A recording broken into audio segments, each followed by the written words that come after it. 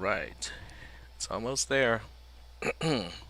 And by the way, the district has been thinking about use. Oh, okay, my mic is unmuted. There we go. So the district has been thinking about high flex model, where people can be in the classroom. They can also be coming to class online, synchronous and or asynchronous, depending on how the professor wants to set up the class. So I think you guys can start to think about how would that change how you take classes. So you can be on campus. There's actually a dedicated classroom for the class, but you can also just kind of zoom in for the most part, except for the assessment, because for this kind of a class, there is a physical presence. So all the exams will be conducted on campus, or at least that's how I would do it. Um, so that's just a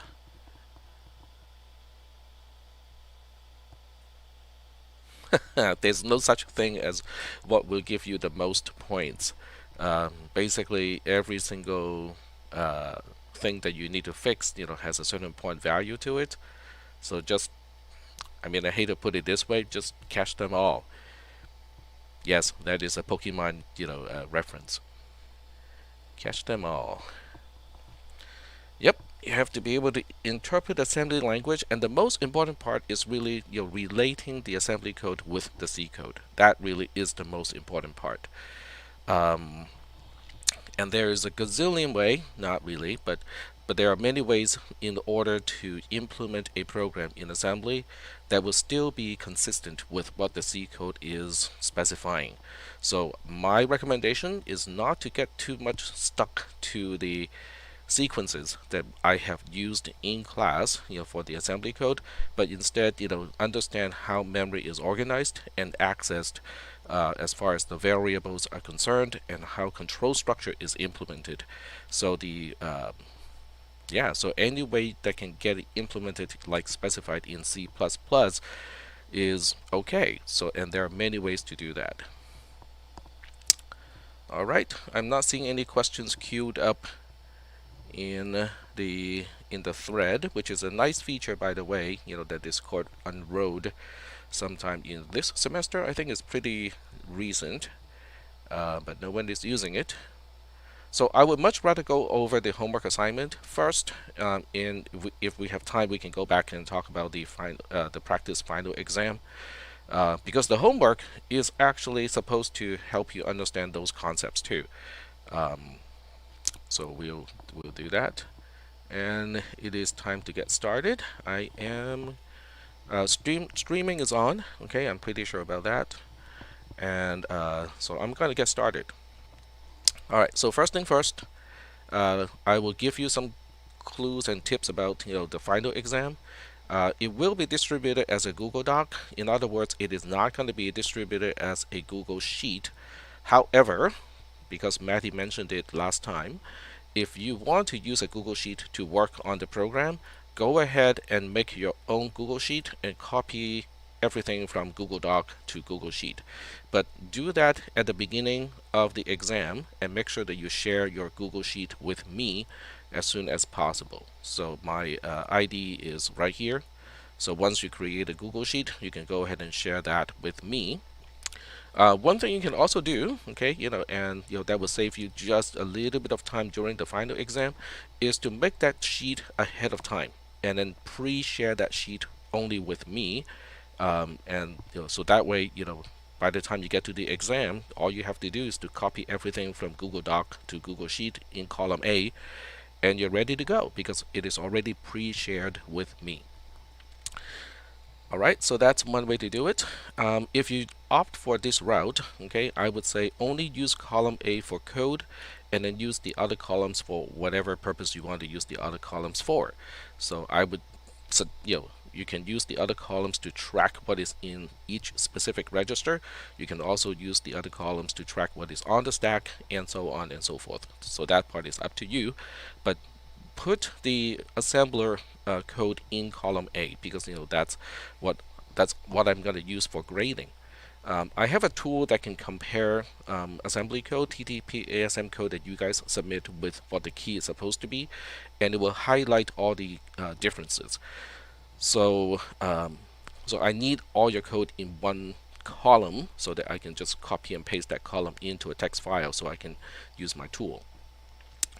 All work should be done directly in either Google Doc or Google Sheet. Do not copy and paste from an outside source.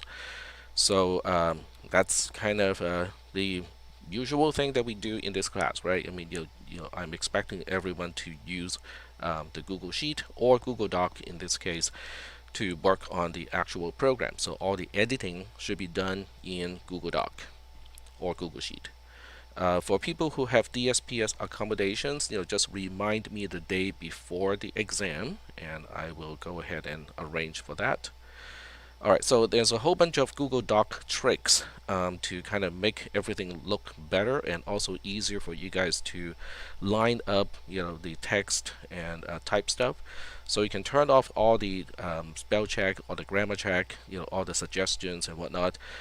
Definitely turn off automatic substitution, because that's going to drive you crazy if you leave that stuff on. I would also change the font to a fixed width font, okay, because the default font is not fixed width, which means the thing may not look aligned. Not that it is really that important in assembly language, but if you want everything to look lined up and whatnot, definitely do that. You can also use the font size tool if you want to change the font size. I personally prefer to use a smaller font, even though I have old eyes. I prefer to use a smaller font so I can pack more stuff on the screen. You can also control the spacing between the paragraphs too. I think the default is 1.15 or something like that. It's not exactly 1, so you can change it to 1, so now you have the lines being slightly more dense. So I would suggest that you play with all of these things before the final exam so you can know exactly what your preferences are. You can also change the page size, so this way each quote-unquote page can fit more lines. Not that it really is that important. The length or the height of the area, for your text is not really that important, but the width may be important if you want to type a lot of stuff on the line and you don't want it to wrap around. Let's see, this is an individual exam. Academic integrity will be enforced, and I suggest people who may not know what I'm referring to read the syllabus again, for the definition of academic dishonesty. And now we are on to the last homework assignment, and hopefully we will be able to finish it today, and and then I can see what other questions you guys might have for me to answer. Alright, so Jonathan has a question in the thread. How important is it to understand what the C code is doing? Last assignment, I just directly converted the C code to assembly without realizing the C code was doing until after the writing the assembly code. So the answer is not that important. Okay, it really kind of boils down to what you want to do, how you want to do it. I know some people do not like this kind of answer, but this is the usual answer that I have. Is it's kind of up to you guys. Richard typed, would you prefer that we leave the doc in portrait orientation? Nah, it doesn't matter. You can do it in portrait, or landscape orientation. It's entirely up to you. It doesn't bother me one bit, because what I do is I download all of the documents, and in this case, maybe some of the spreadsheets. So I would download everything onto my computer, and then I would convert it, because when it's downloaded, it is usually downloaded as a Microsoft DocX, document, and then I would just convert it back into plain text, document. So it doesn't really matter how you format it. I mean, you can have boldface, you can have all kinds of crazy formatting stuff, as long as the actual content is there in, as long as it doesn't impact the conversion into plain text, everything should be okay. So there is that. Okay, so let me get back to Jonathan's question. So the answer is you do not need to understand what the C code is actually doing. In other words, you don't have to identify, oh, this thing is doing a binary search tree search, or this thing is doing a traversal of a tree, this thing is making a linked list, okay? This thing is appending one node to the last item of a linked list, and so on. Nope, you do not need to identify that, because the focus of this class is the conversion between C code and assembly code. And as a result, what the entire program is actually trying to do is not that important. Okay. Now, if that is going to help you in the process, go ahead. I mean, go ahead and identify what the program is trying to do.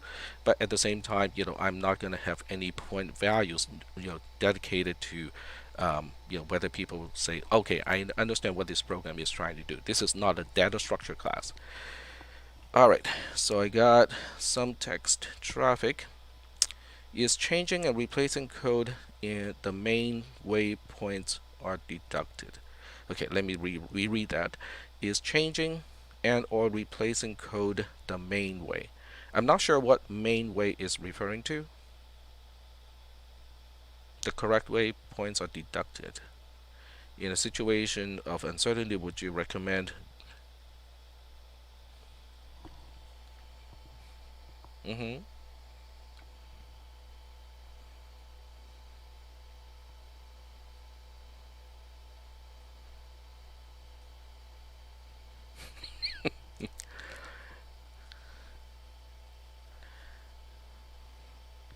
All right. So the answer is, hmm. So the answer is, if I see any evidence of a misunderstanding of concepts, or incorrect application of the techniques, that can potentially lead to a deduction of points. Um, so I, yeah, so I hope that kind of answers the question.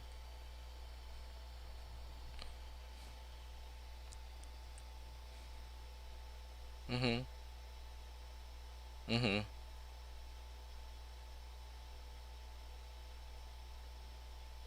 You can prefix that, right? You can preface and say, just say that this is not certain. Okay, if you just say that something is not certain, I'll just go like, okay, fine, that is your note to self, and I'm not gonna take points off, because of your own note to self. How about that? So you just have to say NTS, note to self, and then whatever you say after note to self, I will just ignore that. Consider that comment within comment. All right, so points only go to 0 on the final. Yes, I round everything up to 0. Well, I should say I round all the negative scores to 0. It's very seldom that people would get negative scores, but I think one year, certain people did manage to get negative scores. Commentception. Okay. Huh? Oh, inception. All right, so shall we get started with the homework assignment? And we got. Okay, so I want to see if there are any other questions. Nope. Okay. All right. Excellent. So let me get started with the homework assignment. And I stashed it somewhere. And oh, okay. There we go. All right. So um, I'm just looking at the code, and I'm trying to find out what would be the best way to do it. Um, I can. Okay, I can share the screen right here. This is the code that is given to you. This is the C code that was given to you. And whether you want to run the C code, find out what it does, and try to correlate that with the assembly code, it's kind of up to you. The main focus here is really just the traverse subroutine. I mean, that's what the homework assignment is about, is translating the C code of traverse into assembly code, which kind of interestingly, it basically means how I use assembly code to create the 5 node structures as global variables. It's not really that important from the perspective of the translation, but from the perspective of how do I know my code is doing the right thing, it might be important. Okay, and the effect on output as a local variable of main, as well as out pointer, which is also a local variable of main, is also important. So it's important to understand what array really is. So let's start with that. Okay, let's take a look at the C code and understand what array really is. So array is a double asterisk of a uint 8 underscore t, which means it is a pointer to a unsigned 8-bit integer. And the way we pass an argument to array is we took the address of outptr or out pointer and pass it as parameter array over here. And you can also see throughout this code here, array doesn't get changed when we pass it recursively. It doesn't get changed when we pass it recursively. And even within the code, array does not change because what we are incrementing is not array. What we are incrementing is what array is pointing to. So the first question is, what is array pointing to? So I'm gonna let you guys think about that a little bit. The clue is in main, okay? Because no one else is changing or doing anything with array. Only main is the one that specifies what array as a parameter is supposed to be. So the question is, what is array? Array stays exactly the same throughout the entire recursion. Array points to outptr. Yes, that is correct. In other words, array is the address of outptr of main. Okay, and that doesn't change at all. Okay, from all the recursive calls, doesn't get changed. So now the question is, when we do the increment, what are we exactly incrementing? In other words, if you consider this particular sub-expression, what are we incrementing? Now that we know array is the address of outptr.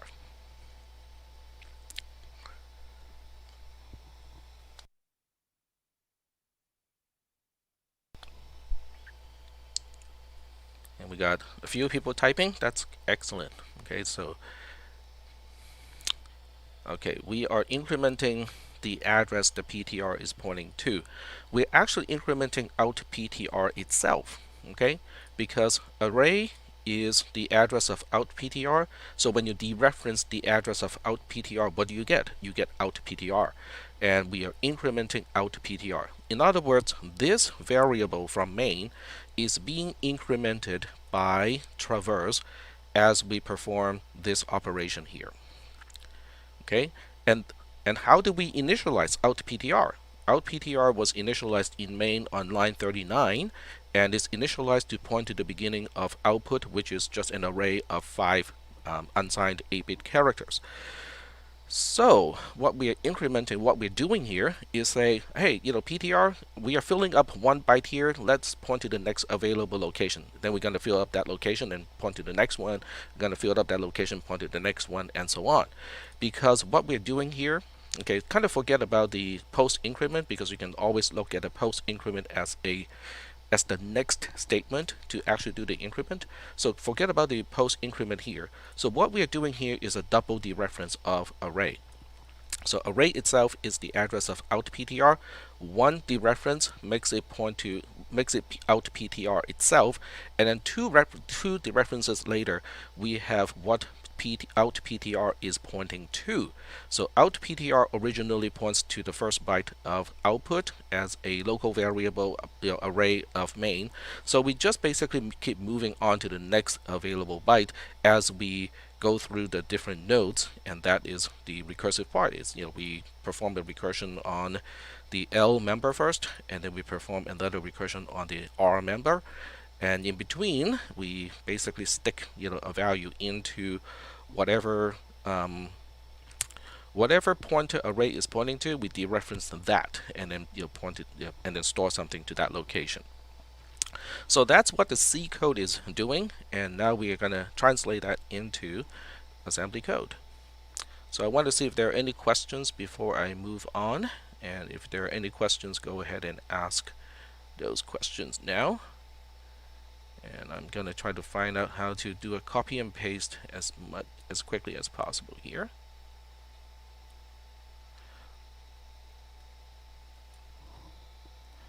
Okay, here's Control C. Oh, one more thing is, how do we test this code, right? So the way we test this code, I sent out a message yesterday, I believe, is not to start with N1. I mean, you could start with N1, but you can also start with just N4 or N5, or just put a 0 in place of the address of N1, because that would not trigger any recursion. It simply looks at PTR and say, hey, PTR is null, let's just return right away. So you can always test this program kind of in a step-by-step fashion by testing it with the non-recursive cases first, and then test with only one level of recursion before you test the multiple recursion cases. So that is also kind of important for this assignment. So those are not specifically assembly language programming things, because those are basically just how generally speaking you write code in a programming class. Is you want to test the program as you write it, and then you want to use incrementally difficult test cases, and don't start with the most difficult test case to begin with. Alright, this one has tiny little font. I'm gonna take it out because that's not gonna work out for us. Alright, so we'll maximize this area and do something like this. Let's call this traverse.ttpasm. There we go. Paste the whole code in and do the editing. So I'm gonna insert comments in front of every single line, just so that oh, okay, let me do that one more time. One comma dollar, substitute the beginning of a line with slash slash, whoops, slash slash, and then a space, and there we go. All right, so we'll go through this program step by step, and you have a template program to begin with. Okay, so you can ignore some of the steps that I need to do here because you already have the template code. So I'm not gonna use the template code because I want to explain the template code as well. So we're gonna start with the declaration. Okay, let me turn off that highlight. Alright, so we're going to have a bunch of labels to indicate the offset to members of a struct node. So the convention is I use the name of the structure as a prefix, and then I use the name of the member as the second part of the label. And this is the first one, so that's why it's going to get a offset of 0. And then we have L, and that's going to be node value 1 plus, and that is because value only takes up 1 byte. If value takes up like 6 bytes, this would have been 6 plus. And then we have node R. It is node underscore L 1 plus because a pointer only takes up 1 byte here. And then we need the size, and that's going to be node underscore R 1 plus, and that's because R as a member is also taking up only 1 byte. And then we have some global variables. Global variables are statically allocated, which means they're not from the stack. In a real C program, they're coming from a specific segment of memory, but in this code, in TTP, we'll just go ahead and say that it is just wherever we want it to be. Alright, so we have byte 9, byte 0, and byte 0. So the 9 is corresponding to the first member of a struct node, which is the value. The 2 zeros are corresponding to the next 2 members of a struct node, which turn out to be pointers to struct nodes. So conventionally speaking, in some of your other classes, your professor would say use the word null, N-U-L-L, in all uppercase. But that really just boils down to 0 as well. So 0 works also. 0 is a kind of special value, a special literal value, because it can morph its type according to the context. So it's not just an integer, it can also be casted automatically to a pointer. Alright, so we got a question. What if the first struct member was 2 bytes? So if this has 2 bytes, then we just change this value to 2, and then the rest would still be okay. And that's why it is. Oh, you mean for the other things? So you then have to kind of have another byte something here to take up the other byte. So there's no way to skip a byte. Okay, so we got N3 and then byte 10, And then the next one is interesting because we need to take the address of N5. The label N5 actually is the address of N5, which is the address of byte 9. And that's why, in assembly code, we just say byte, and then N5. We have already seen programs using a label to specify the content of byte from, like, I would say maybe 7 weeks ago, 6, 7 weeks ago. So it is not a new construct. It is just that now we find another use of that construct in this class. So we got byte 3, byte 0, and then byte N4. And then over here we got N1, which is byte 5, byte N2, and then we got byte N3. All right, and I'm just looking at the text. Nope. Okay, no questions. I'll leave traverse to be implemented in just a little bit, and I learned from my own mistake because I forgot to do this once. So I'm gonna do that now, and then now we have main. Alright, so here's the label of main, and this is the end of main, which is just a halt. So you can see the way I code is not linear. I look at the construct. So if I begin something, I will automatically try to end that thing first. It's all, especially when it is a lengthy thing that I'm doing. So now I have sub dd to initialize the stack pointer. So now I need to look at the stack from the perspective of main and say, okay, what is on the stack? So we're going to say, okay, we got output, which is an array of 5 characters, and then we have outptr, which is only going to take up one byte. So because output is a 5-byte thing, so the last item is output 4, and then we have the indexes 3, 2, 1, and then 0. So this is what the stack is supposed to look like when after we allocate for the local variables. Now, whether you use outptr as the last thing, having the highest memory location, or output, having the output 4 having the last memory location, that part is not specified by the programming language. So either way is going to be okay in that case.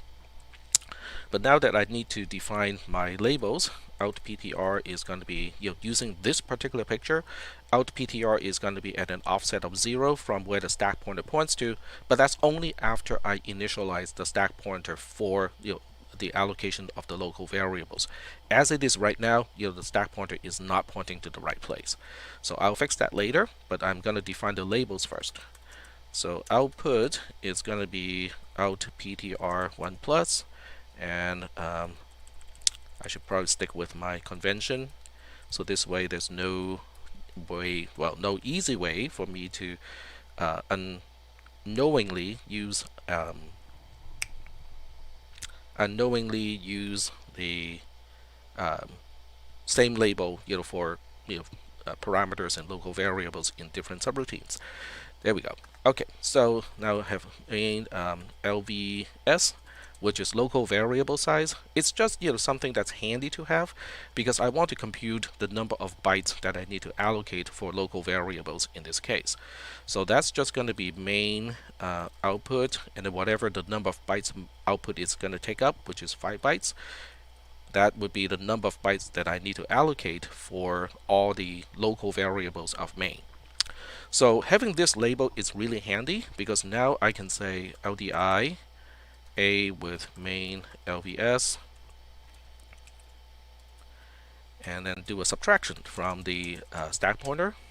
So this way I can allocate for all the local variables. And then at the very end here, I'm going to do exactly the opposite. I'm adding that amount back to the stack pointer to deallocate all the local variables.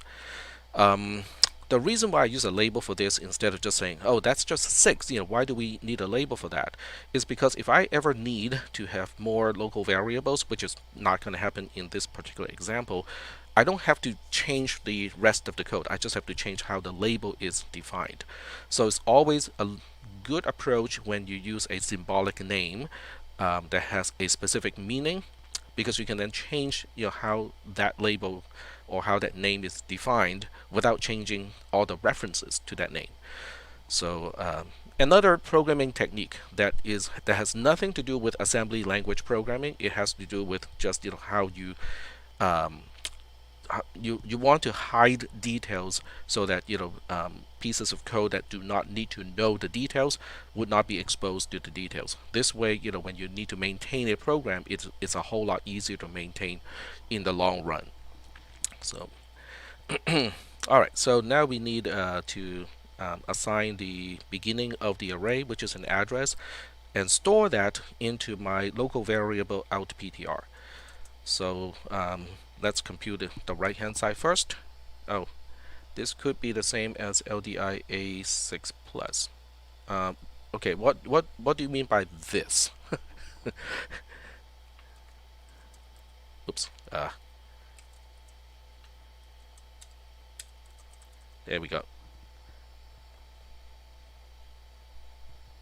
Line 67. Okay, no, not the same, because we are not adding to what the address of LDI has. Main LVS is just 6. .6 plus is adding 6 to the address of the instruction on that specific line. So they are not the same thing. All right. Right. Okay, so we need to compute the right hand side. So we're going to have a LDIA with main output add AD. So now register A has the address of the array output, and now we need to compute the left hand side.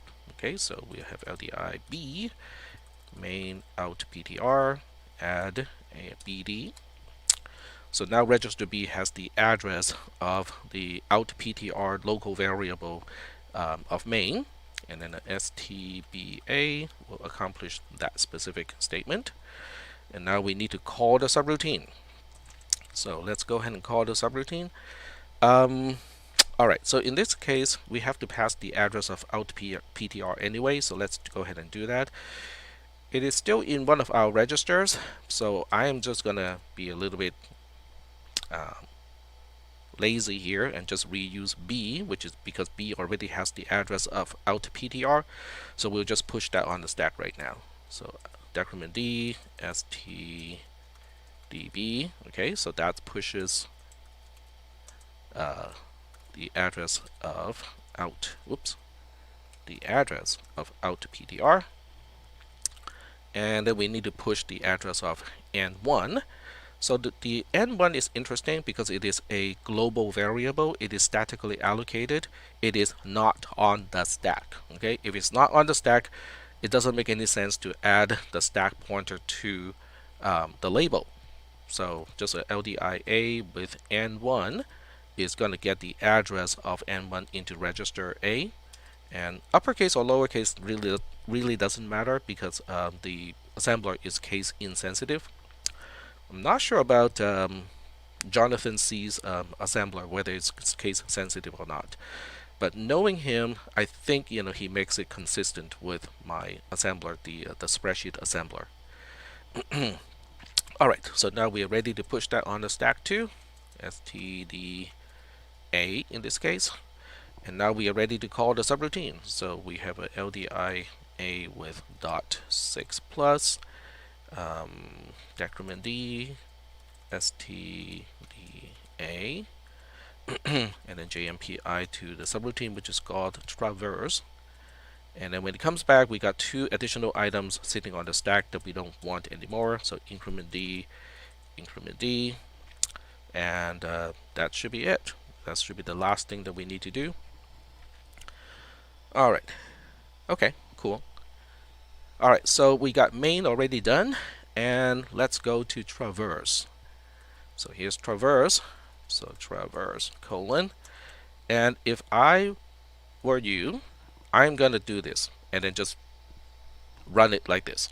The reason why I want to do it like this, is because I want to know what is on the stack. Okay, I want to be able to explain what is on the stack, how things are initialized, where is the stack pointer pointing to, etc., etc., etc. Okay, because it is really kind of crucial to make sure that everything is done correctly until and then we can proceed to work with the actual subroutine. So that's exactly what I'm going to do, is to save the file, and then we'll go ahead and test run this code as it is now, with the halt instruction as the only thing at the address of traverse. And we're going to have to switch to the assembler, which I have to find first.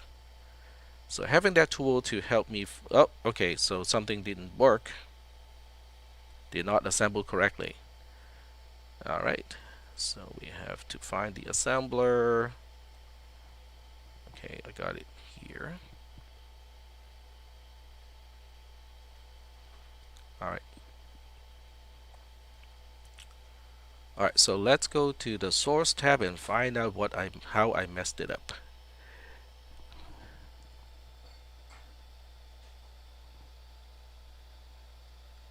Yeah, it does the same thing.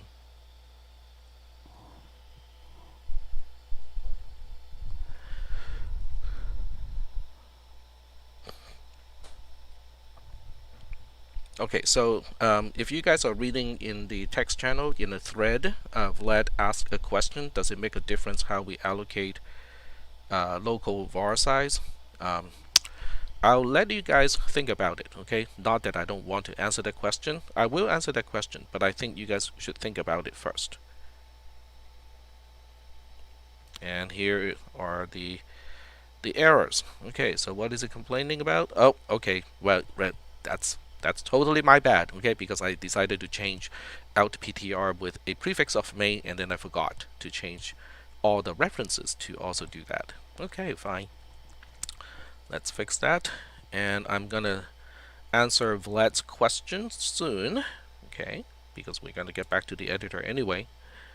Alrighty. So we just have to find this out PTR, which kind of messed up, main output, and when main output, cannot be defined, it just kind of messed up a whole bunch of other things. So I think this one change may fix all the problems. And as it's trying to redo everything, I will try to answer Vlad's question. So the answer is, what do you think? How is main output and main out PTR, how are those things defined, and does it really change the size of the local var size? In other words, the way it's defined in the template code that I gave you, what would be the label main output, what would be the label main out PTR, and what would be the label main local var underscore size?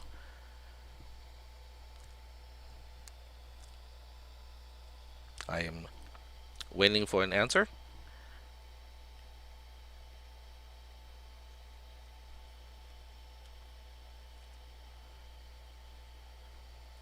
Let's see, where's my assembler? Assembler is right here, and this time it did run, so I can go to analysis. And we got 2 people trying to respond to that question that I was asking earlier. That's good. And I will let you guys have a little bit of time. 0, 5, and 6 are correct. In other words, it did not change the actual size. The size remained as 6 in both cases. All I did was to change the ordering between output and out PTR. And either way it's fine. I mean, there's no definition in C that says it has to go in one direction or the other, so it doesn't really matter in this case.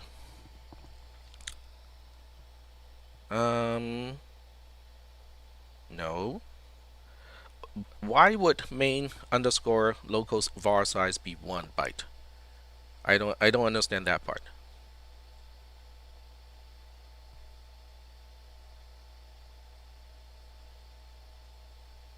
So so obviously there's a reasoning that caused Vlad to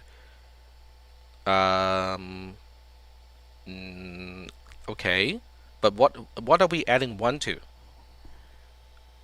Remember, it's an expression. We are adding 1 to something, and what are we adding 1 to?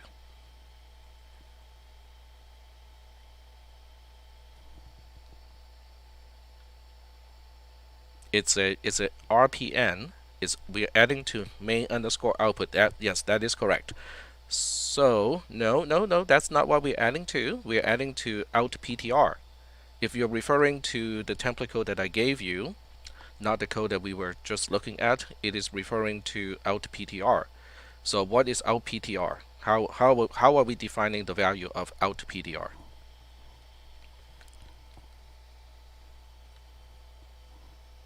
That's kind of what you need to do to track down everything, right? So according to the definition, outptr is main output 5 plus. So then you have to ask what is main output. Main output is a 0.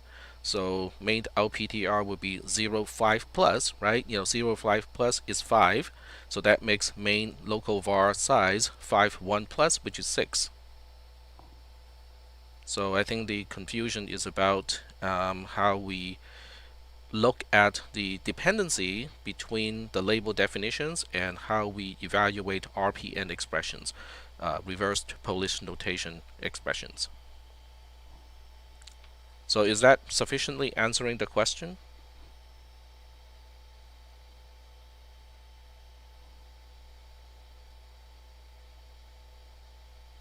Alright, so I'm going to wait for that confirmation one way or another, while I will try to explain to you what is supposed to be on the stack at this point. Okay, so before you run the code, you got to make sure that we have the right stuff on the stack and the stack pointer is pointing to the right location.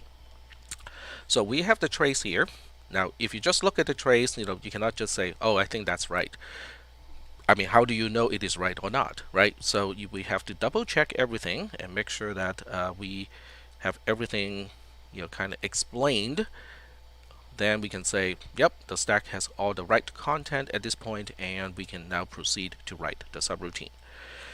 All right, so I'm going to put the documentation into here, and just kind of look at what is on the stack at this point.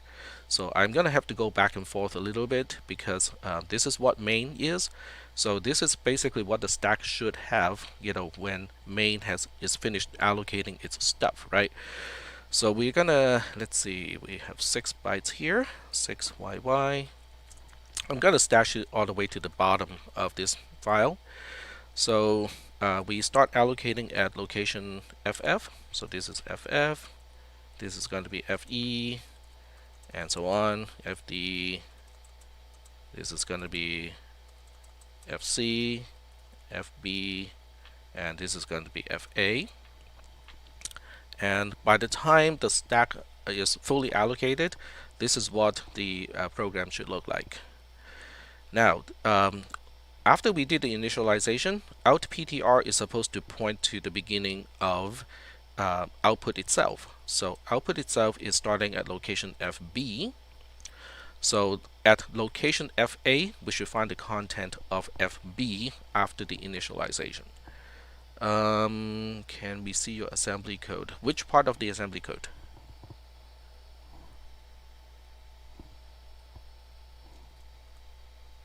Actually, I can do this. Oh, okay, all right. So what I have done so far is really just main, and then I can scroll on one side and let the other side stay the same. So this is kind of cool. So once we have configured and finished the assignment, this is the assignment. So after the assignment, I'm going to use my mouse pointer. After we finish the assignment, the stack. Okay, let me switch back to the other one.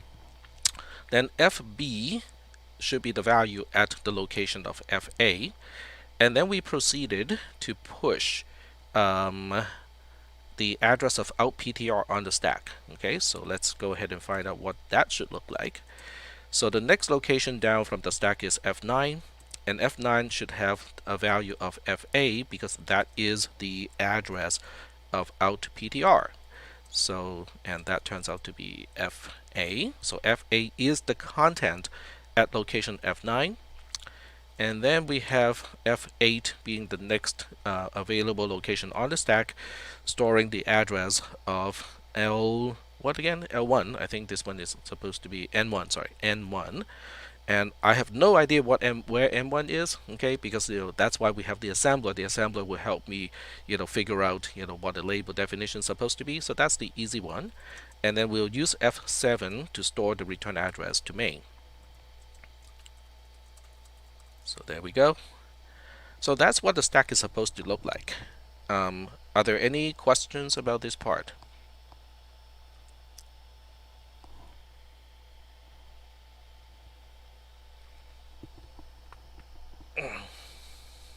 Okay. And if anyone needs more time, you can also let me know that you just need more time. Can I go back to main's labels? Yes. So I'm gonna go back to the labels of main right there. Is that kind of what you're referring to? Okay, cool.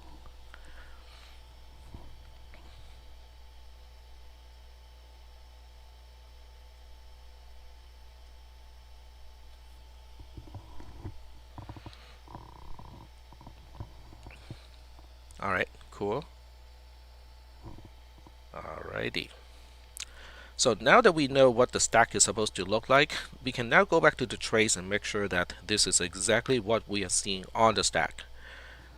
And I know this sounds tedious, but that really help us understand how we are using the stack and how we correlate concepts in assembly language with the original C++. Well, it's actually just regular C, but I'm going to call that C++ program.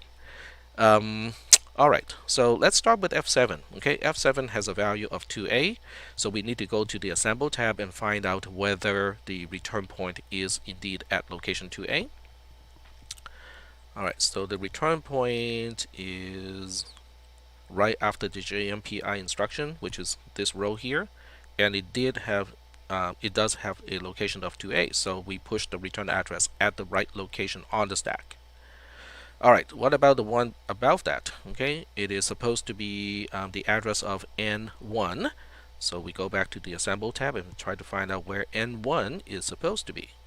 So N1 is a statically defined thing. So N1 is right here. It is supposed to be at location 0F. And in our analysis tab, okay, 0F is the content at location F8. So this means we are pushing the return address correctly, and we are also pushing the address of the struct node correctly. So next up is F8, and that is supposed to be the address of outptr. And this one we can actually just refer to our analysis over here. So F9, at location F9, we're supposed to see the content of FA, and is that what we're seeing? Yep. Okay, very good. And then at location FA, we're supposed to see the content of FB, because FA is the local variable out pointer, and it's supposed to point to the beginning of output, which is also a local variable of main, but it is starting at location FB, and that is exactly what we expected to see. So now, at this point, I feel confident enough that I can now go ahead and implement the subroutine, because until this point, okay, I say, okay, I'm not really sure whether I push the right stuff on the stack or not. And now that I do, then I can feel safe and go like, okay, now I can go ahead and implement the logic inside traverse, because everything that the subroutine is supposed to get, it's getting. Alrighty. So I just want to confirm with Vlad, are you getting, am I answering that question from 932?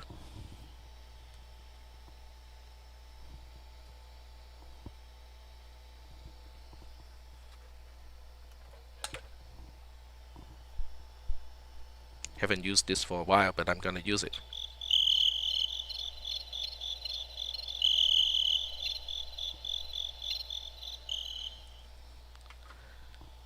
Alright, so I'm going to make the assumption. Okay, thank you, Vlad, for at least responding.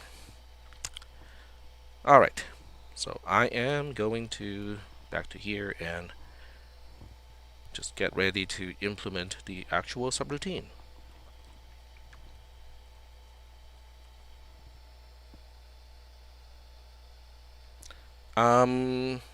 Alright, so okay, let me get back to Vlad's question first, because that can be illustrated with just a few lines of code that is even unrelated to this program. So I'm going to just put some labels here, label definitions. So I'm going to have label L1, I will define it to be 2. I have label L2, define it to be, say, 3. And I have L3, define it as L1, 1 plus. And I have L4, define it to be L3, I don't know, L2 plus. All right. So the question is, what is the label L3?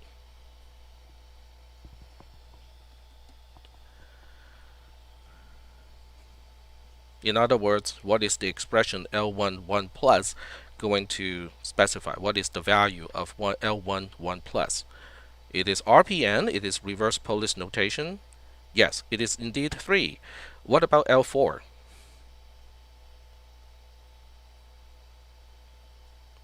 So L4 is going to look up the value of L3, which we just figured out is 3, right? And then L2 itself is also 3, so we have 3, 3 plus. No, it is not 4. Why would it be 4? Okay, L3 we just figured it out is 3, right? So Alexander is right. It is 6 because L2 is defined to be just 3. 3 plus 3 is 6. So I think this really just kind of answers that question. Yes, go ahead, Matty.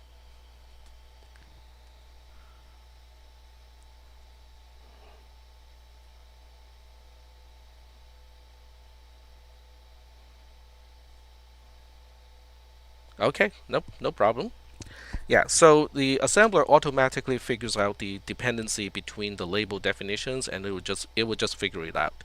And if you want to confirm the value of these labels, you can go to SimTab, which is right here. So if you go to SimTab, I know it's hard to read, but we talked about this already, right? This is JSON, this is in JSON representation.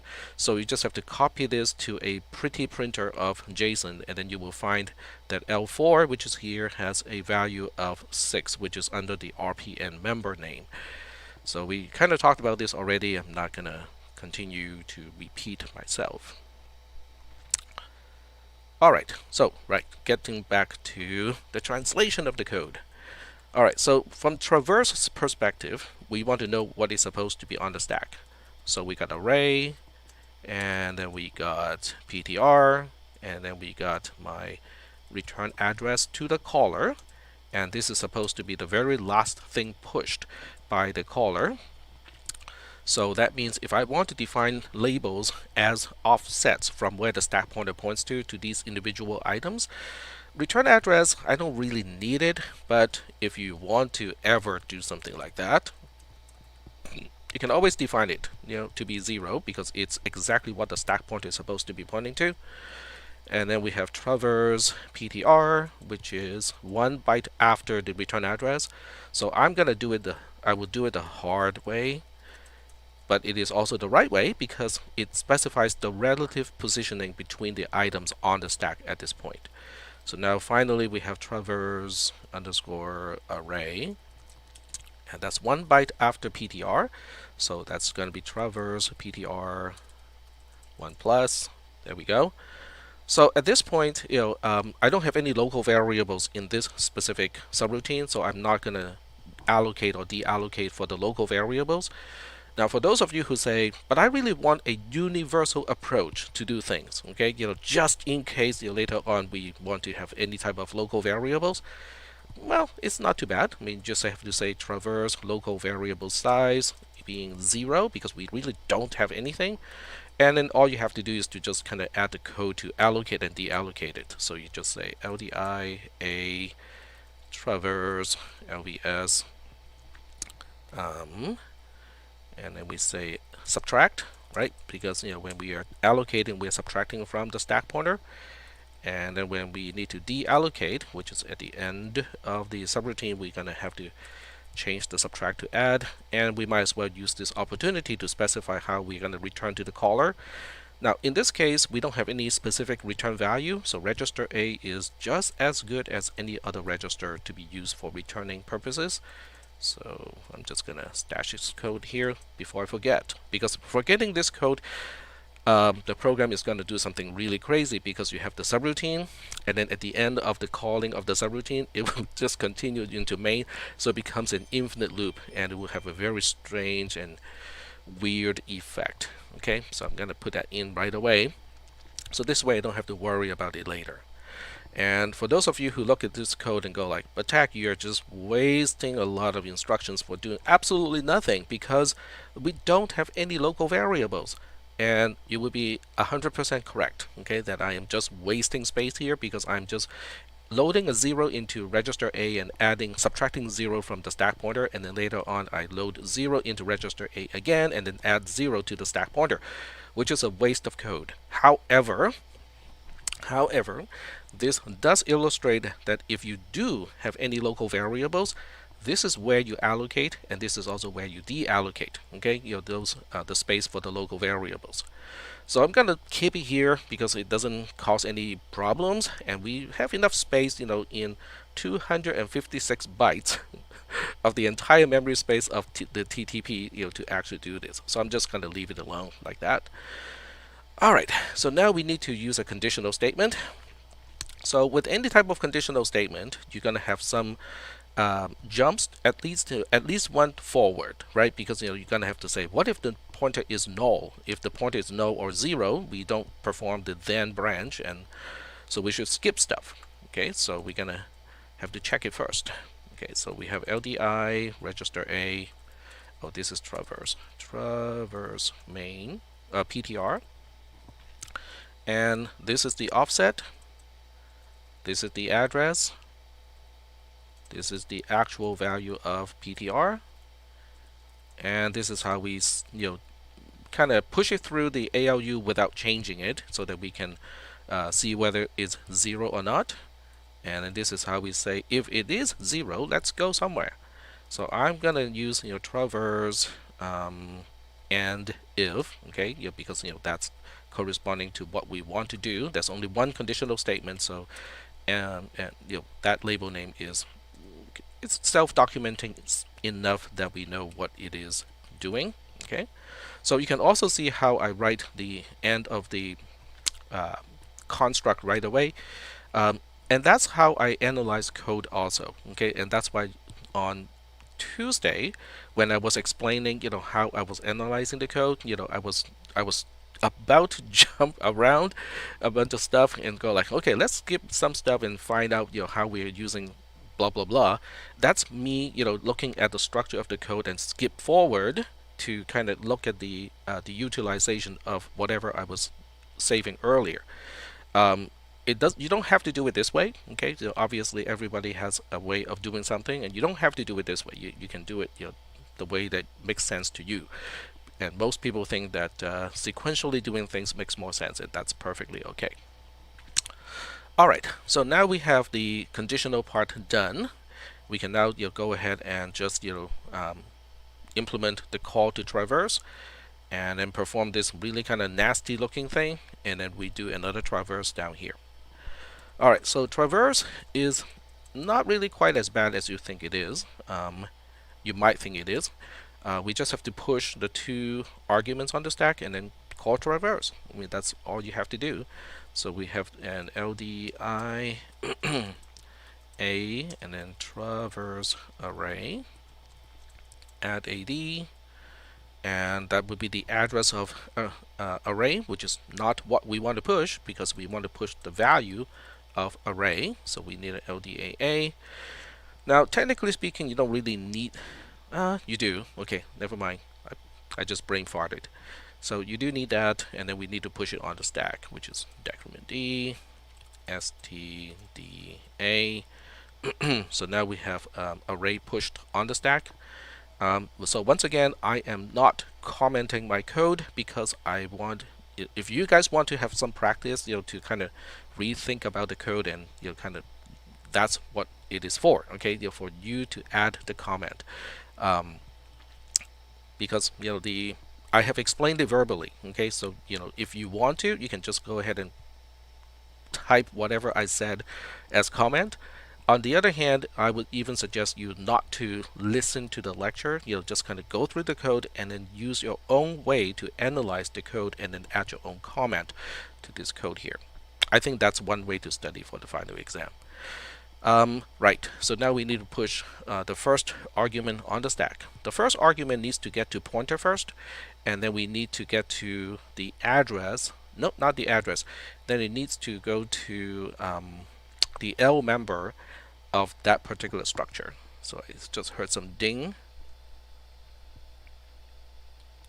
Didn't we do that with the homework though? I'm not sure which homework. Anyway, marching on. Alright, so we need to get to PTR first. So we have LDI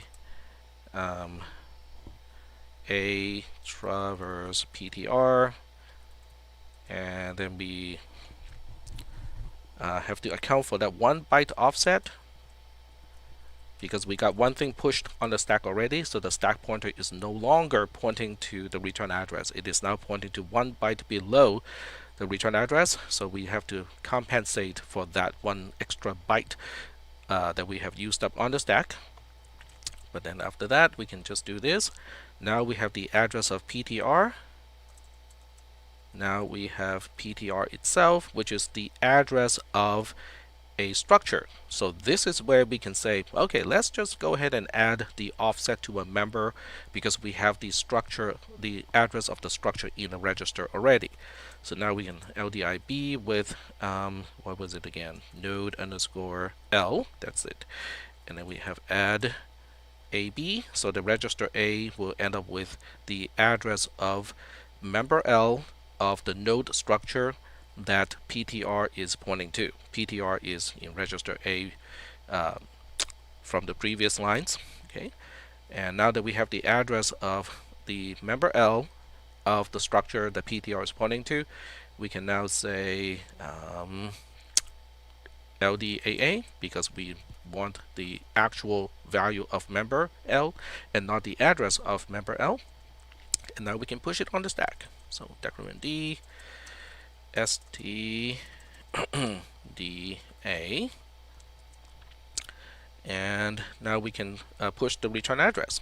So we have LDIA again, dot 6 plus, decrement D, STDA.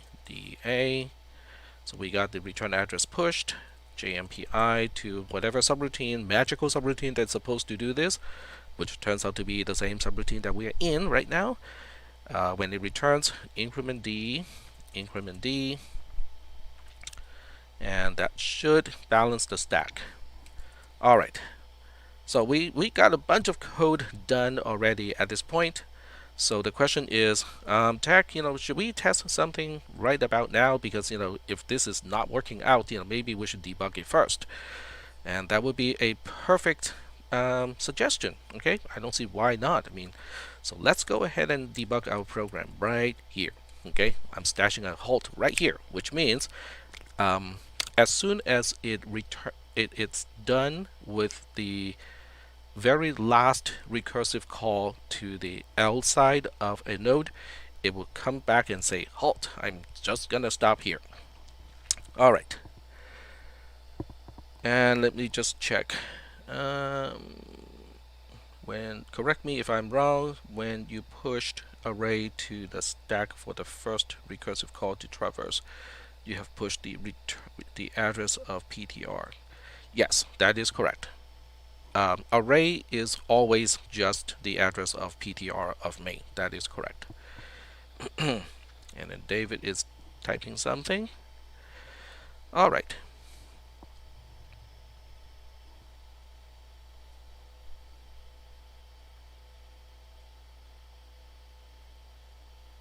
All right. Will you be going over the practice exam today? I don't think we're gonna have time to do that.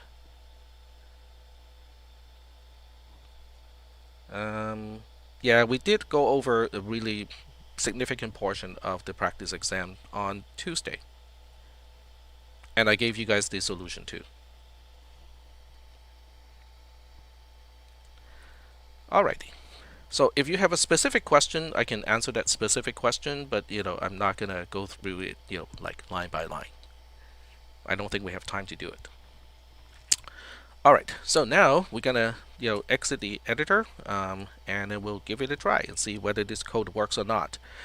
Now, in this case, yeah, I'm just gonna exit it the way it is, and we'll go ahead and try to run this code.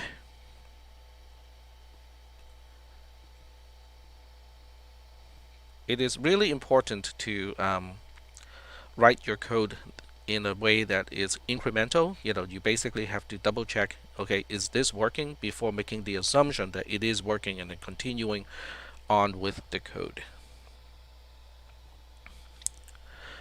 All right.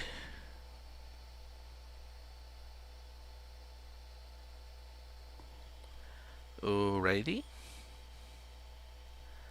Okay, so let's go back um, to the trace, and this time we want to find out what the program is supposed to do first. So the C code is going to be helpful because the C code will kind of tell us what the program is supposed to do. So we're going to go back to the source code, and I think I'm still using let's see, I'm still passing n1, right? Okay, so n1 has a non-null L, right? Because if you look at how n1 is defined, which is up here, so n1's L member, I think L is the middle member. Is that right? Yep. Okay. So because n1 has a non-null L member, it's going to go to n2. So we have a recursive call, and having n2 as the first parameter. So when we get to n2, it would also do the recursive call, except that time we're gonna see the null, and that null is going to cause the second call of traverse to return right away because there's nothing to do. And then when it gets back to the first one, that's when it would get to the halt instruction. So from the perspective of tracing the code, so now we can work this out, okay, and find out how the stack should look like, and we can continue with this, right? Okay. So now that we know that it's going to go for the next call, so that means it's going to have to set up the parameters, or arguments, I should say. It will set up the arguments. The next byte available is going to be f6. At location f6, it's going to pass the address of PTR again, and the address of PTR does not change. It is always going to be FA. And then it's going to pass the L member of N1, and that would be, if I remember correctly, it's N2. Let me double check. Let's split so we don't lose track of this part. And I can now go back and track the second member. Yep, it's going to go to N2. So when we get to location F5, it will have N2, the address or the label N2, in location F5. And then once again, we have the return address. So this is going to be a return address back to traverse itself.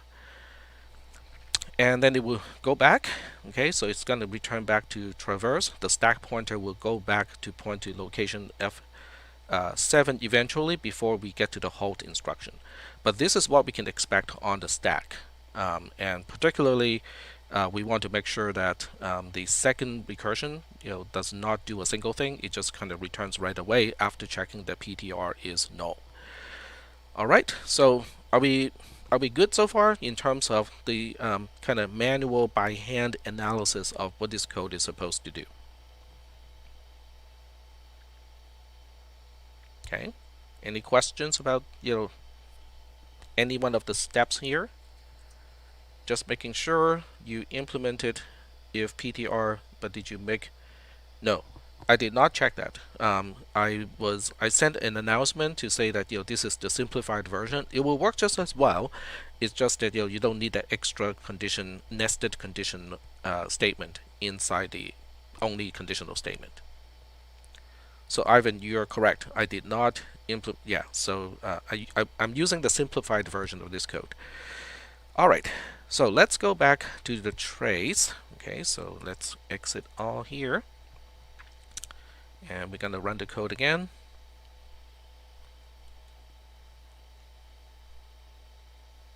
everything seems good. And then we get back to analysis. Okay. And we can continue because we haven't really we just continued from the last halt instruction. This is where we stopped last time. That's where we put the last halt instruction. So now we can keep going and just look at what is happening to the stack.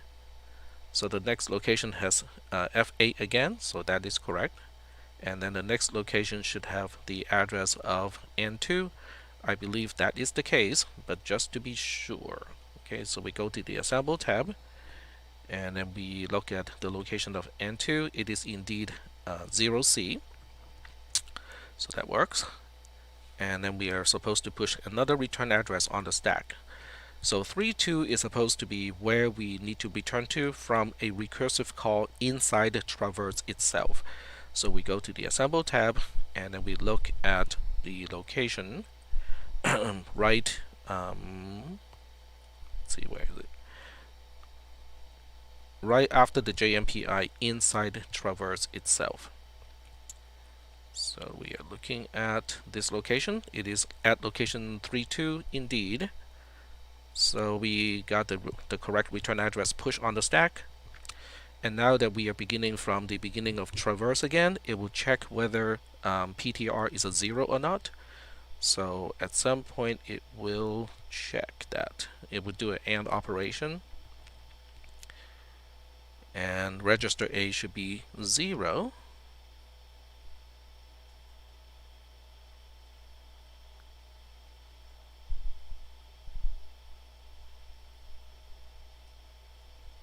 Right there. Alright, so let's double check and make sure that this is us retrieving the value of PTR. It is at location 29. And when we go back to the Assemble tab, we just have to look up location 29. And that is over here. That is not correct. Let's see. Oh, right. It has to go for one more recursive call because this time it's going to push a 0 on the stack. Okay, that's why. Okay, so my original analysis was wrong. It has one more recursive call before it gets to a 0 as PTR. Alright, so this is going to be pushing it. So there's one more invocation. The analysis that I did was wrong. There's one more call because now it calls again with PTR itself being 0.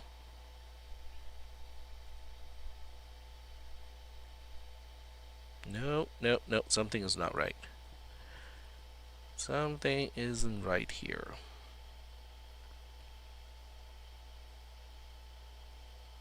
Oh, okay, never mind, it is right. Okay, so F3 is array, and then F2 is the pointer to the node structure. Alright, so now this time it would check that it is indeed a null, and then skip a whole bunch of locations and go all the way to the end, and then it returns. This is where it returns, and after it returns it will clear up the two things on the stack, and then it should stop at the halt instruction. Yep, so there we go. Cool. Alright, so my original analysis was incorrect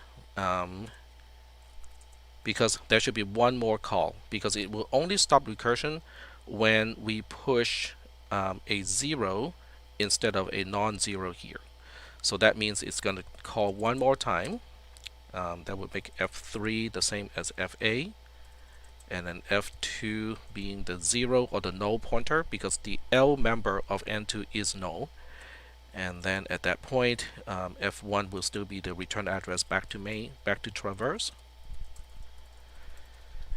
And then at that point, it will return right away, and then the stack will get back to F4 before we get to the halt instruction. So when we double check, yep, so the stack pointer did get back to F4 because we cleared the two arguments before we stop at the halt instruction. So there we go. Okay, so the program is still working, the way it's supposed to. it was me, who kind of stopped way too early, to think that, okay, the program is going to stop its recursion, because it won't stop the recursion until PTR is null. So that was my mistake. All right, so this is good. This is good confirmation that the program did work up to that point. So now we can continue writing the program. Now, so at this point, you have two ways to proceed. You can either finish the other recursive call, which is going to look exactly the same as the first recursive call, and then stick something in between, or you can go ahead and implement whatever thing that we are supposed to stick in between. So that's kind of up to you. I personally would just kind of do the other recursive call with the R member, just because now that we have confirmed the way we work with the L member is correct, might as well just kind of do it that way. So I'm just looking at the line number. We have line 64 to line 86. 64 to 86. So we have 64 to 86. And I'm just gonna paste it here. Oh, nope, that doesn't work. 64 to 86. Copy to this point. There we go. And obviously we have to be careful and replace the L member with R member. So there we go. And now we are ready to implement just whatever is in between.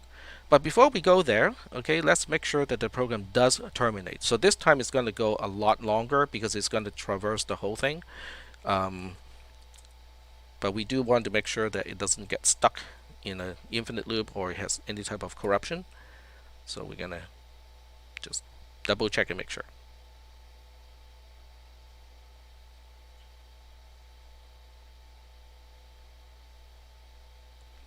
Alright, so now we get back to the trace analyzer. and you can see how it is quite a bit longer, but it should still terminate with the stack pointer being back to 0.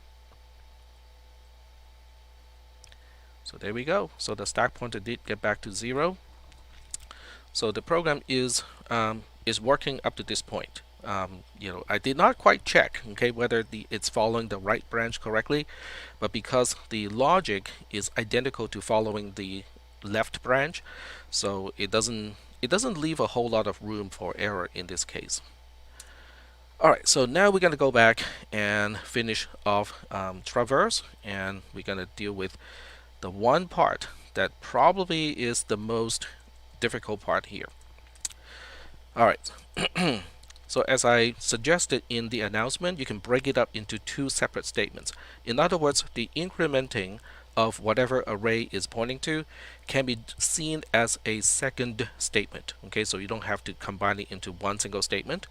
So let's go ahead and use that approach, okay, because I think conceptually speaking, it is easier to understand that.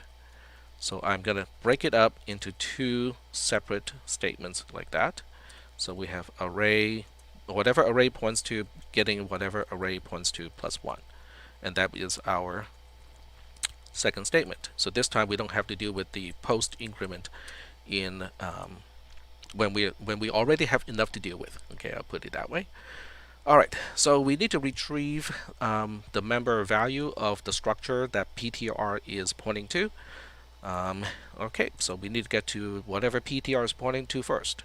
So we have traverse PTR, add AD, LDAA. So now we have PTR in register A, and PTR is the value of PTR is the address of a struct node. So we have the right thing in register A. We just need to know the offset to the value. So now we have LDI B node value, and then we have add AB. So now A is the address of member value of the structure the PTR is pointing to, but we don't want the address, we want the actual value. So we have LDAA. There we go. So now register A has PTR points to value. So I'm going to leave a line of comment here because if I don't do this, I probably cannot remember. There we go. All right, so now we need to work with the left-hand side. Now, without the post increment, the left-hand side doesn't look too bad, right? I mean, it's just a double dereference of array. So that means we have to get to array first. So we have LDI say B, because register B is now free. We were only using register B to specify the offset to member value of a struct node. Now that that part of the calculation is done, I can reuse register B. So register B is going to be traverse underscore array add BD, whoops, typo, add BD LD BB. So at this point, B is array, and we need to dereference it twice. So let's dereference it once, and then dereference it twice. The second dereference is a store because that's what the left-hand side is supposed to do. It specifies where we are supposed to store the value of the right-hand side. The right-hand side is already in register A, and that's what we're going to do. All right, so that part is done, and I'm going to check to see if there are any questions. No questions so far. If you have any questions about this code, now would be a good time to ask before I move out of context. All right, excellent. We got people typing. LDBD, that is not a question.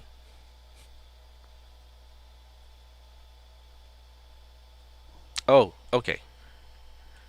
Okay, gotcha. It's LDBB, not LDBD. Thank you. All right. You are correct. So both Vlad and Jonathan are correct that I had a typo and used register D instead of register B. Very good. Very good. All right. And then STBA is correct. There we go. Yep, that's supposed to be STBA, not STDA. Very good. You guys were catching all my mistakes. Excellent.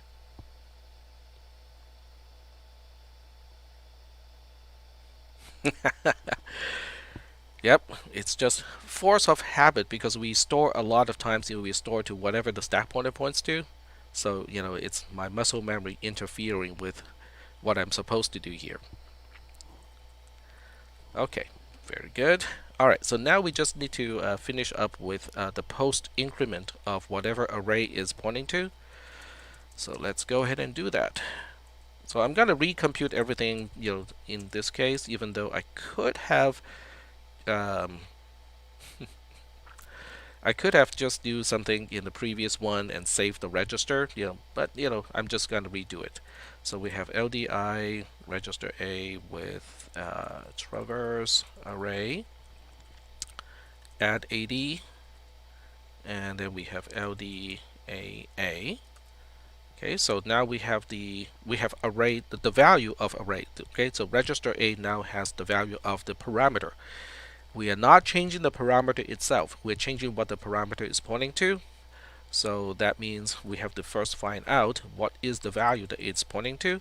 So I'm going to use LDBA, so that register B is the value of whatever array as a parameter is pointing to, and then we increment that specific value, and then we store it back to whatever array is pointing to. So that's how we do the increment. And let me double check and make sure that I did not do some stupid typo mistake like last time.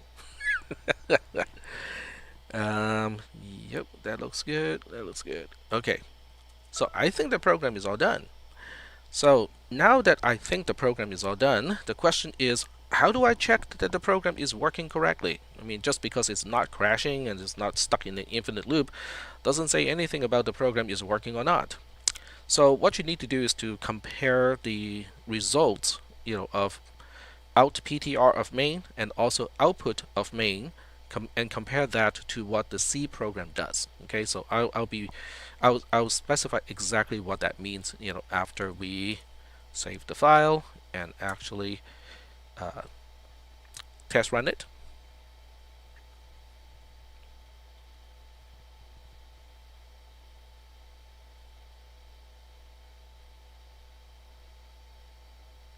All right.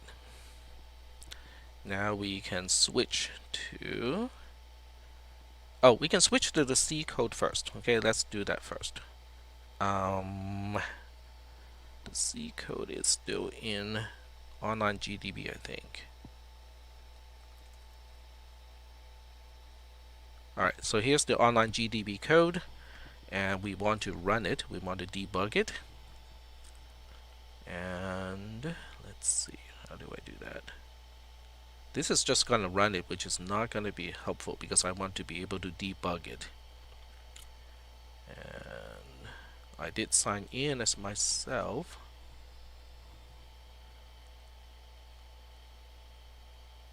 Okay, well, I'm gonna give it a try. Yeah, that's not helpful because I need to debug it. And why can't I switch to debug?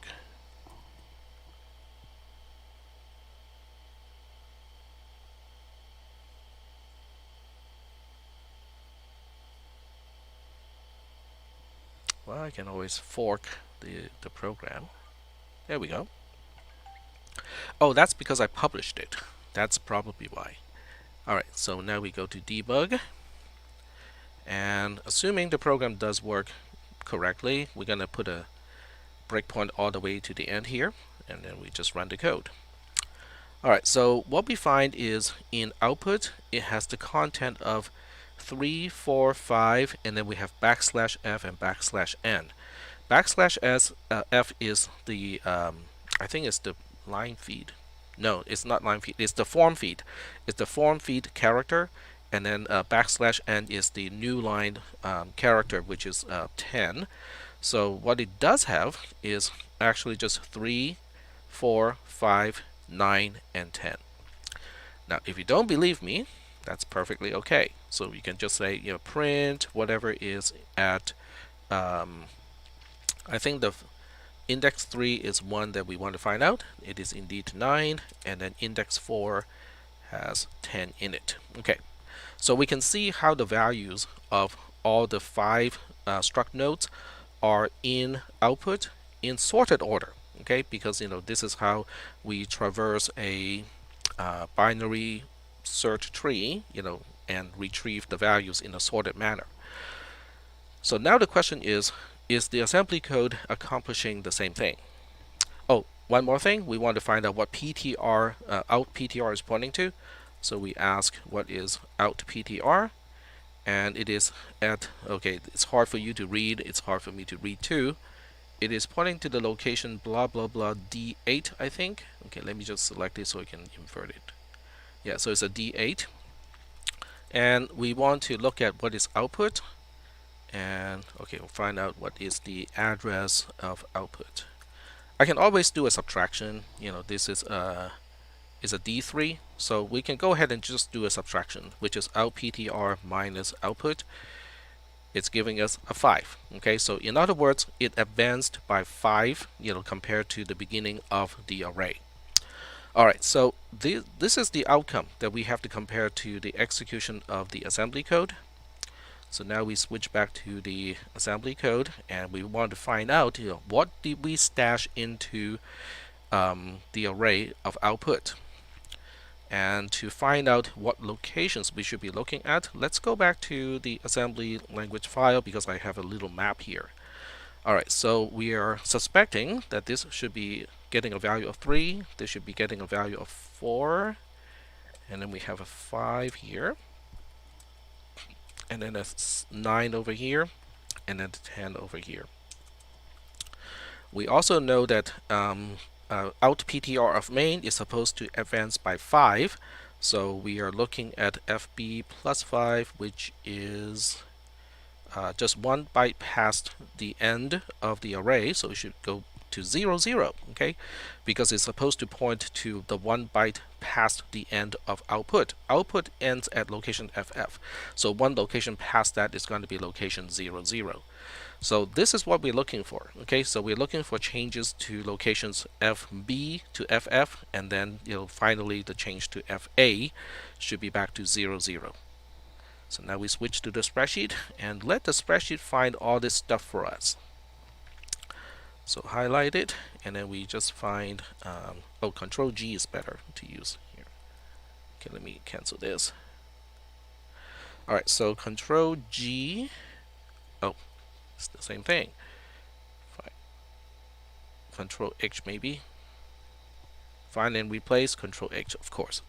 All right, so what we want to find here would be changes to those few locations that we're looking for. So we're gonna have asterisk at the beginning of a line and F, and then we are looking for changes to locations A to F. I'm using regular expression here to help me locate just the lines that I want to look at. So that would be enough, because I don't want to specify what value goes into those specific RAM locations. And we specify use regular expression, which automatically turns on match case, which is fine. And then we just look for it. Okay, so there we go. FA. Okay, so that's fine. I probably should specify from location FB and on, but that's okay. All right, so here's FB getting a 3. Okay, so let's double check. Okay, so FB is supposed to get 3. Yep. And then F4. FA keeps changing because it's keep advancing. So now it's pointing to the next location. So we are expecting the next change is at location FC, getting a value of 4. That is the case. And then FA would get changed again to FD, and then FD as a location should change to the value of 5. And then we're looking, then we out PTR, which is at location FA, should advance again to FE, and then the location FE should get a value of 9. And then FA, which is our pointer, should advance again. And at location FF, we should find a value of 10, which is 0A. And then one last time, we're going to update out PTR to point past the end of output as an array of main. So get back to 0, 0. So this is confirming all the things that we thought the program should do. And this is the behavior of the C code, and the program in TTP-ASM is resembling exactly what the C code is specifying. All right, so that is it. Okay, I will post the code so that you guys can look at it. The best way to do it is simply to take a snapshot of the assembler right now, because it is already there, including the trace. I think the trace is important to understand, because this way you can look at how the value of a member of a structure that is pointed to by a pointer is computed. Okay, and you can actually do it, you can see it step by step. Okay, this instruction does this, this instruction does this, this instruction does this, and so on. So that's why I think looking at the trace, maybe not the entire trace, okay, but looking at least a portion of the trace, just find out what instruction you are interested in. I want to see what happens when these instructions execute, and then locate the address of those instructions in column A. And then you can see how the registers get changed. You can see how memory locations get changed. You can also see what location we are reading from and what values are at those locations at that point of the execution of the program. So it does really show you everything, okay, about how the program gets the job done. And I think that may be helpful, okay, in terms of studying for the exam. All right, so any other questions? We are at the end of the lecture time, but since I don't have any additional labs for you guys to do, we can use up some of the lab time.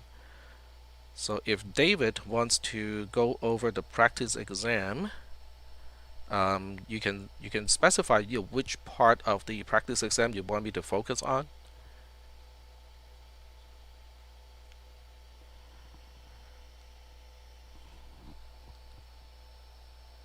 And I'm just checking on the text channel.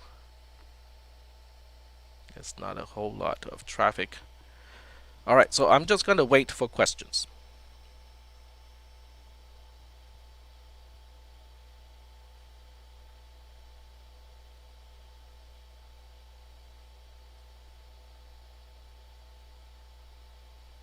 Any questions? Any specific questions about the homework itself?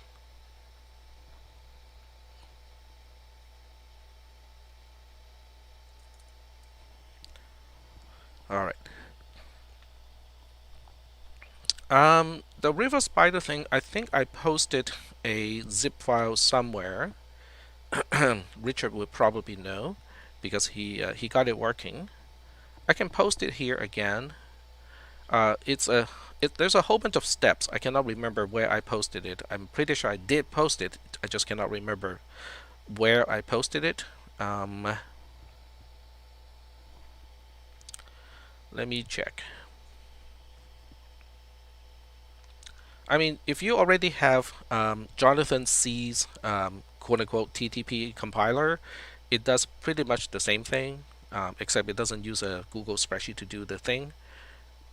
So that's, I mean, it's up to you guys to decide how you want to do it. I might have put it into one of the announcements.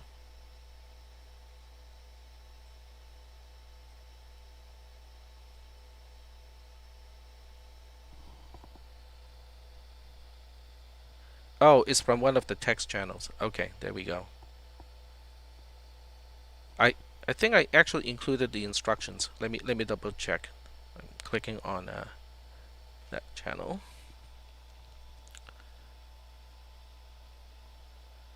Yep. So Richard posted the correct link to the text channel. So if you download riverspider.zip, that will give you the files that you need. But you also need to run it in a bash environment, which you can get for Windows, or you can use Linux for Windows, or what is it? What is the name of that product from Microsoft? That makes it easier for you guys to run Linux as a virtual machine in Windows. So you can do that. That was a recommendation from like day one of the semester, is to use that.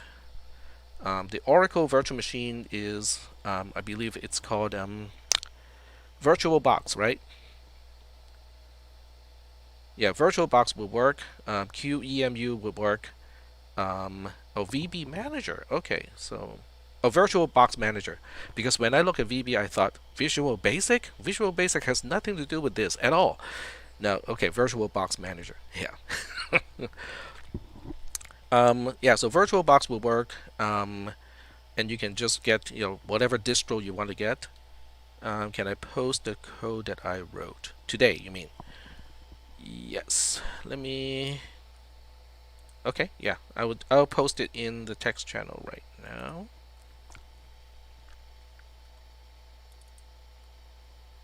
There you go.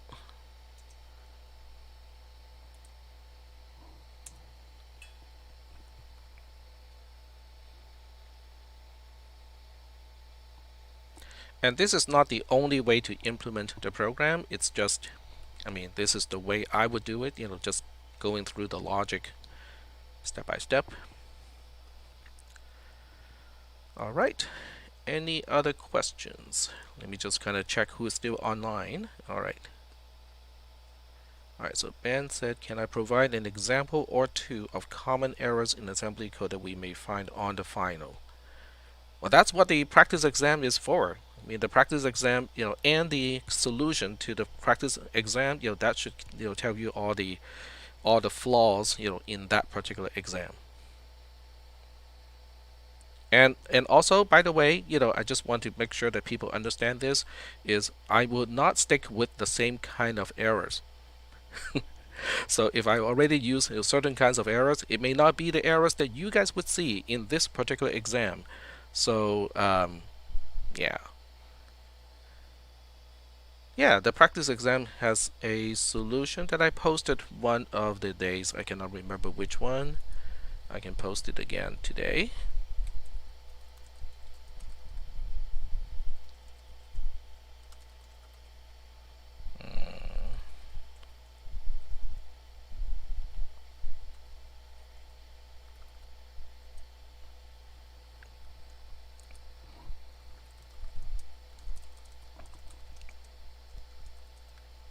There you go. And I'm just gonna open it so that I can double check and see whether that's what I thought it is. It would be embarrassing if it's not. Alright, so let me just double check it. I'm opening it on my side. Yep. So if you when you see all the comments, that's just ignore the comments. Um, the comments are for internal consumption. I'll put it that way.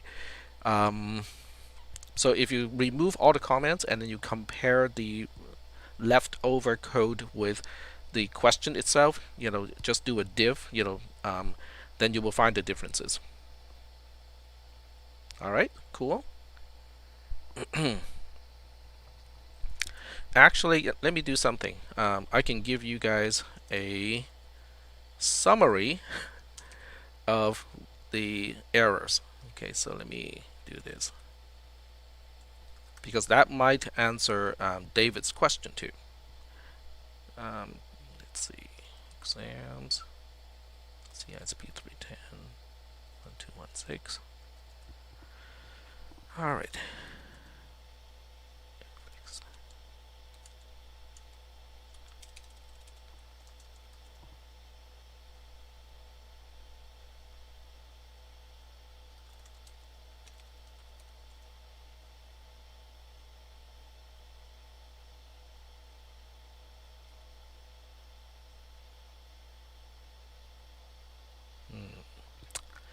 I cannot find out which script I wrote to grade it.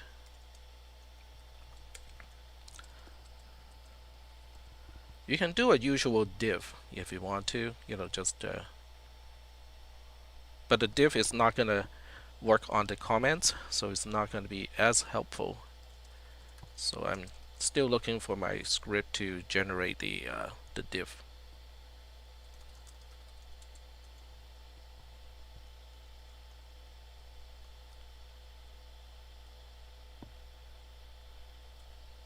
Nope, that's not it.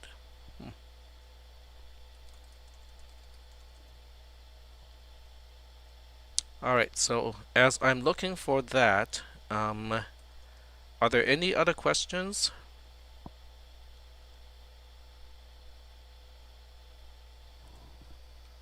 Alright.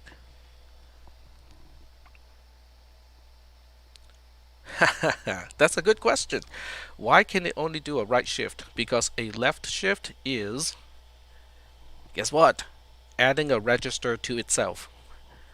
So because we can do a left shift by adding a register to itself, I don't bother to use an opcode for that.